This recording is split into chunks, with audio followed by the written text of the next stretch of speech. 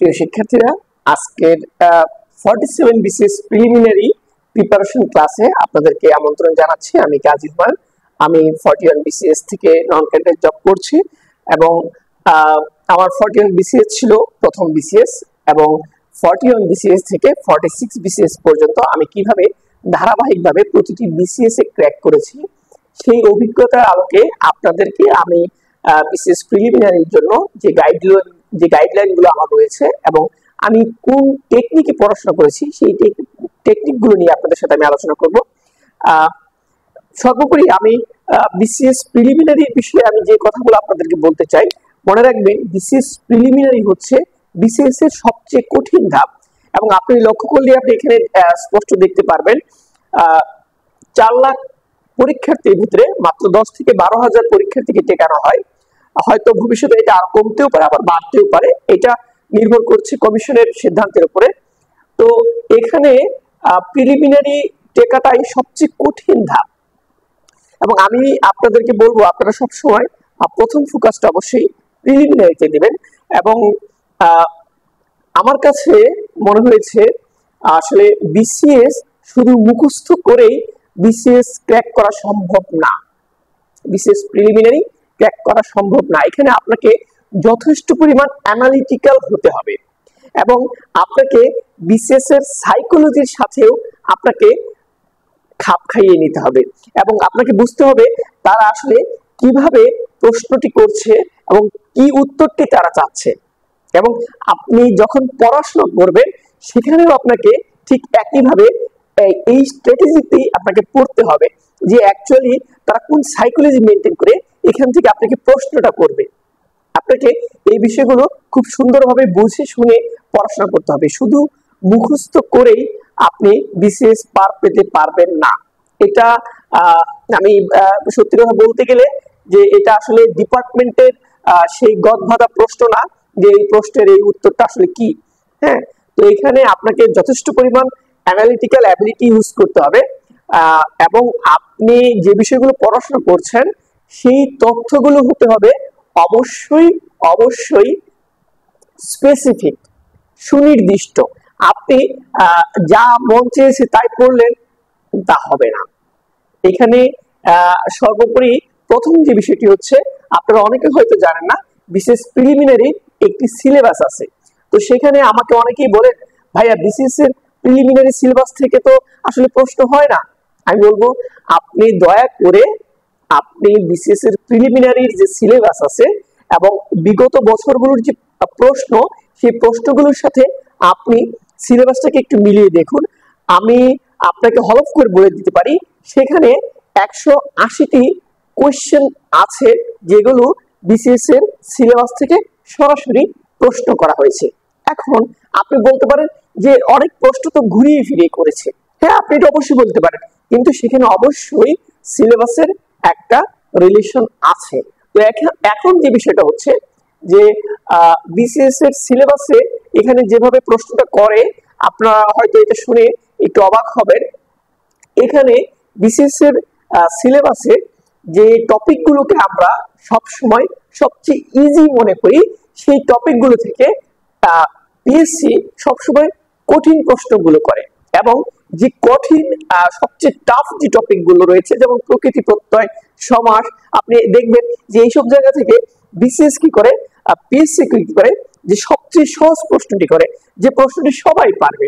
তো আলটিমেটলি এখানে হচ্ছে কি আপনাকে সহজ যে টপিকটি রয়েছে সেই টপিকে যেভাবে আপনাকে অভিজ্ঞ হতে হবে এবং একই সাথে যে কঠিন টপিকগুলো রয়েছে সেগুলো আপনাকে পরিপক্ক হতে হবে এবং আপনাকে এই বিষয়টা সবসময় মাথায় রাখতে হবে যে প্রশ্নটা সকলেই পেয়েছে সেই প্রশ্নটা আপনাকে পারতে হবে।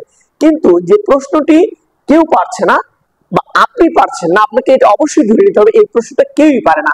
এর মানে এই প্রশ্ন পারাতে আপনার আলটিমেটলি কোনো দক্ষতা এখানে প্রদর্শন করছে না। আপনাকে অবশ্যই এখানে হতে হবে আপনি যে বিষয়টা পড়েছেন সেই বিষয়টা এক্স্যাক্টলি আপনি এখানে দেখাতে পারছেন কিনা এবং এখানে যে বিষয়টি কাজ করে এক্স্যাক্টলি আপনি কেন দেখাতে পারছেন না, এক্স্যাক্টলি আপনি এর জন্য দেখাতে পারছেন না কারণ আপনি একটা নির্দিষ্ট জায়গায় আপনার প্রিপারেশনকে আপনি আবদ্ধ করেননি। ধরুন আপনি একটি বই পড়েননি, আপনি একাধিক বই পড়েছেন বা যে বইটি করেছেন সেই বইটি রিভিশন দিতে প্রচুর সময় লাগে, তাহলে আসলে আপনি কিভাবে পড়বেন? এটা একটা প্রশ্ন।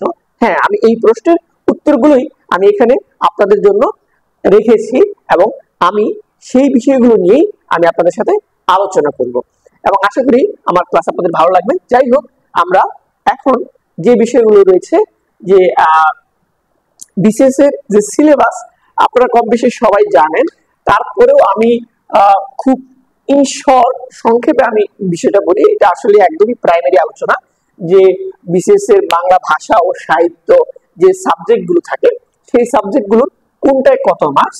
যেমন বাংলা ভাষা 15, সাহিত্য 20, ইংরেজি ভাষা 20, সাহিত্য 15, Bangladesh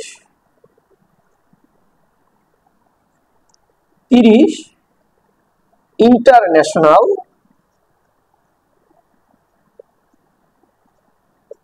20, science 15, ICT 15, math 15, mental 15,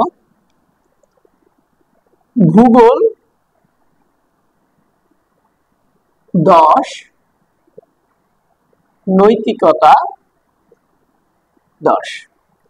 তো এই ডিস্ট্রিবিউশনে মূলত বিসিএস এর 200 মার্কসের পরীক্ষা হয় এবং আপনারা জেনে থাকবেন যে এই 200 মার্কসের ভিতরে আপনি যদি 125 বা 120 প্লাস, এখন 120ই হয়, যেমন আমার 46 এ আপনার যদি মার্কসটা একটু বেশি ছিল, আমি অনেককেই দেখেছি যে তারা 118, 19, 20-এও তারা কোয়ালিফাই করেছে। তো আলটিমেটলি এখন যে বিষয়টা হচ্ছে যে আপনারা, আমি অনেকেই অনেকভাবে বলে যে আপনি শুধু শুধু এই অংশগুলো পড়বেন, শুধু এই অংশগুলো পড়বেন। আমি বলি আপনাকে, আমার যে ধারণা, আপনি প্রত্যেকটা বিষয়ে পড়াশোনা করবেন এবং সমানভাবেই, যে বিষয়টা হচ্ছে মার্কসের একটা ডিস্ট্রিবিউশন আছে, সেই তুলনায় আপনি ওইভাবে না যে ইভেনলি ডিস্ট্রিবিউশনের যে বিষয়টা সেইভাবে না, যে অংশে যতটুকু মার্কস সেই অংশে ততটুকু সময় দিবেন এবং এখানে যে বিষয়টা হচ্ছে আপনাকে অবশ্যই টেকনিক অবলম্বন করতে হবে। তো আমাকে আসলে অনেকেই অনেক বিষয় নিয়ে আলোচনা করতে বলেছেন, অনেকে বলেছেন বাংলা সাহিত্য নিয়ে আলোচনা করতে, অনেকে বলেছেন ইংরেজি সাহিত্য নিয়ে আলোচনা করতে। অনেকের কাছে ইংরেজি সাহিত্যটা আসলে অনেক দুর্বোধ্য এবং আসলে আমরা যারা হচ্ছে এই সাহিত্যের বাইরের ছাত্র, তারা আসলে সাহিত্যকে বুঝতে গেলে অনেকটাই আসলে শ্রম হয়ে যায়। যাই হোক, যে বিষয় অনেকেই বলেছেন যে বাংলাদেশে আরো কিভাবে ভালো করা যায়, আন্তর্জাতিকে কিভাবে ভালো করা যায়, অনেকে সাম্প্রতিক বিষয়গুলো নিয়ে আলোকপাত করতে বলেছেন, অনেকে বিজ্ঞানে দুর্বল, অনেকে আইসিটি বোঝেন না ভালোভাবে, অনেকের ম্যাথ সমস্যা। যাই হোক, আমি সবগুলো বিষয় নিয়ে ধারাবাহিকভাবে আমি ক্লাস নিব, আশা করি আপনাদেরকে আমি পাশে পাবো। এবং এখন আমি আপনাদেরকে খুবই ছোট্ট একটা ক্লাস নিয়ে আমি আজকে মূলত হচ্ছে পর্বটা শুরু করব এবং সেটি হচ্ছে আমি বাংলাদেশের ইতিহাস নিয়ে একটি ক্লাস নিতে যাচ্ছি।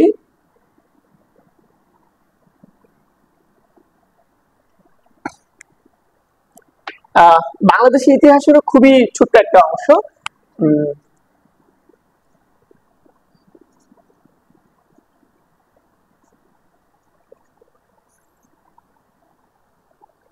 1905 থেকে 1971, এখানে মার্কস হচ্ছে 5 মার্কস।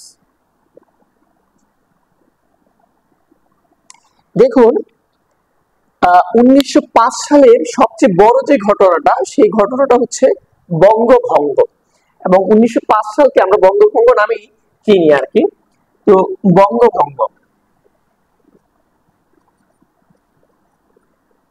সেটা হয়েছে কত, 1905 সালে। এবং এই বঙ্গভঙ্গ কে করেন? Lord Curzon. এই বঙ্গভঙ্গ করেন লর্ড কার্জন, এবং এর মাধ্যমে বঙ্গভঙ্গ এর মাধ্যমে মূলত বাংলা যে প্রেসিডেন্সিটা ছিল সেই প্রেসিডেন্সিকে দুই ভাগে ভাগ করে, একটি হচ্ছে পূর্ববঙ্গ ও আসাম এবং অন্যটি হচ্ছে পশ্চিমবঙ্গ, বিহার ও উড়িষ্যা।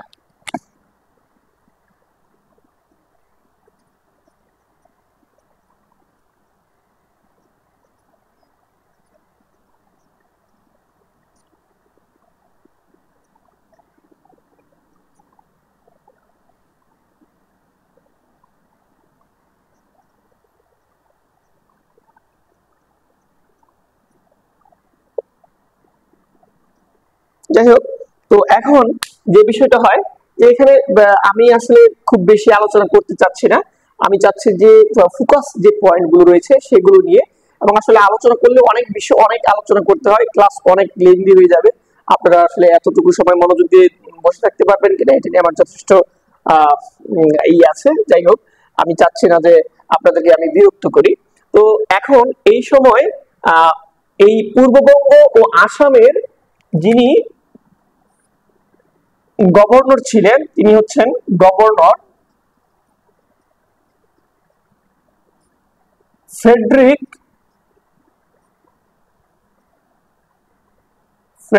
ফুলার।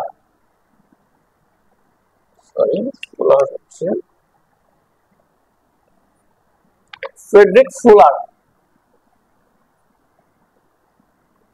এবং বাংলার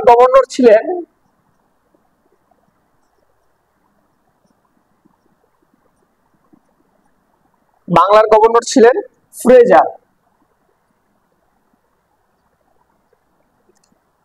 এই তথ্যগুলোই আসলে মূলত গুরুত্বপূর্ণ। এবং 1905 সালের পরে সবচেয়ে বড় যে ঘটনাটি ঘটে সেটি হচ্ছে 1906 সালে মুসলিম লীগ গঠিত হয়।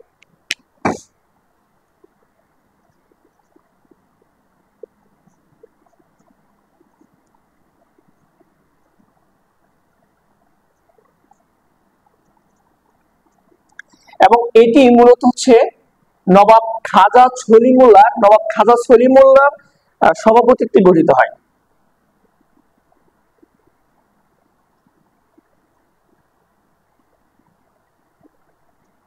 এবং এটি অনুষ্ঠিত হয় ঢাকার শাহবাগে।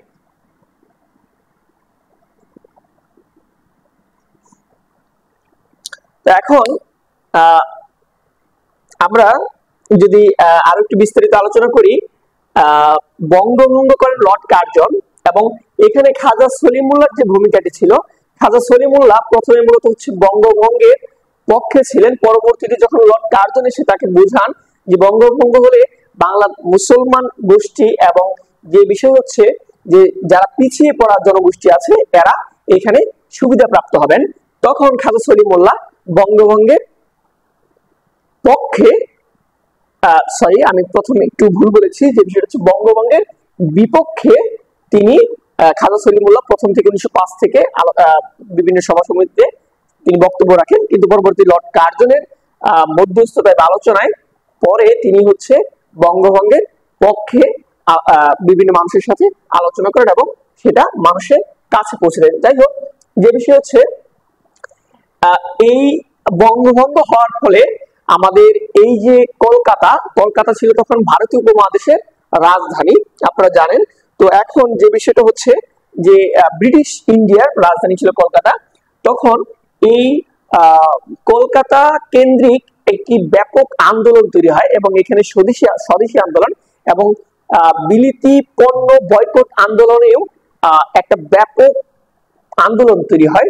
এর প্রেক্ষিতে ব্রিটিশ সাম্রাজ্য বা ব্রিটিশ সম্রাটরা চিন্তা করে যে এই বঙ্গভঙ্গ আর রাখা যাবে না, এবং তারা এখানে ক্ষুদিরাম এবং প্রফুল্ল চাকি এরা হচ্ছে মূলত ইংরেজ ম্যাজিস্ট্রেট কিংসফোর্ডকে হত্যা করে, এবং তার পরিপ্রেক্ষিতেই এই ভয়াবহতা ব্যাপক আকার ধারণ করে।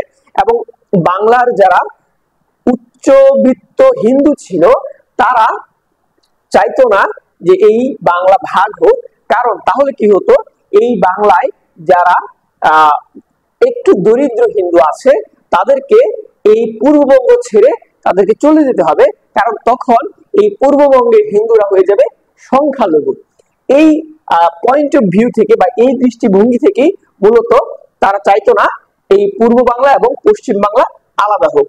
যাই হোক, এবং এটাকে তারা বিভিন্ন ভাবে বলেছে যে বঙ্গভাগ মানে হচ্ছে বঙ্গমাতার অঙ্গচ্ছেদ, এই বিষয়টিও প্রচলিত আছে। যাই হোক, আমি আপনাদেরকে এখন নিয়ে যাচ্ছি 1911 সালে, যেখানে 1911 সালের 12ই ডিসেম্বর লর্ড হার্ডিন্সের মধ্যস্থতায় বঙ্গভঙ্গ রদ হয় এবং এই যে ব্রিটিশ ভারতের রাজধানী কলকাতা, কলকাতা থেকে সেই রাজধানী নিয়ে যাওয়া হয় দিল্লিতে 1912 সালের 1 জানুয়ারিতে।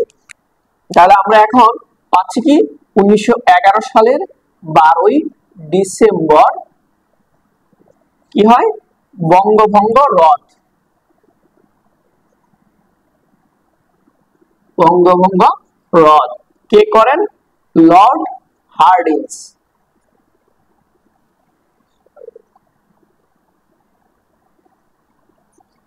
লর্ড হার্ডিন্স করেন এবং 1912 সালে দিল্লি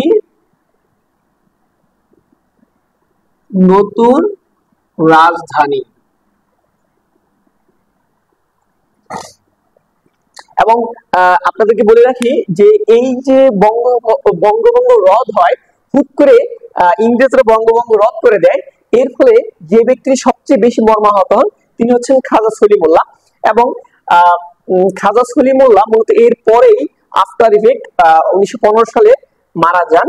এবং খাজা সলিমুল্লাহকে লর্ড হার্ডিন্স একটি প্রতিশ্রুতি দেন যে বঙ্গভঙ্গ রদ হলেও আমরা তোমাদেরকে, তোমাদের অঞ্চলে আমরা একটি বিশ্ববিদ্যালয় স্থাপন করব।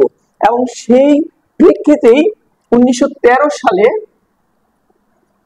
নাথান কমিশন গঠিত হয়।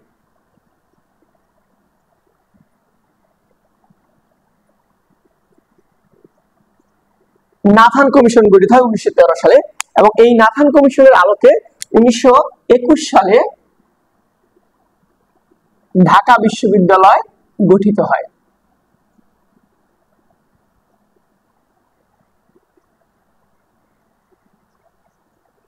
ঢাকা বিশ্ববিদ্যালয় গঠিত হয়। এর মাধ্যমেই মূলত হচ্ছে 1905 থেকে 1911 সময়ের একটা ধারাবাহিক প্রবাহ হয়। এবং এর পরবর্তীতে আমি আপনাদের সাথে যে বিষয়গুলো আলোচনা করব সেটি হচ্ছে খেলাফত আন্দোলন, খেলাফত আন্দোলন এবং তার পরবর্তী হচ্ছে অসহযোগ আন্দোলন। এখানে আরো কিছু আইন থাকবে, যেমন রাওলাট আইন। রাওলাট আইনের ফলে জালিয়ানওয়ালাবাগ হত্যাকাণ্ড, যেটা হচ্ছে 1919 সালের 13ই এপ্রিল ঘটে।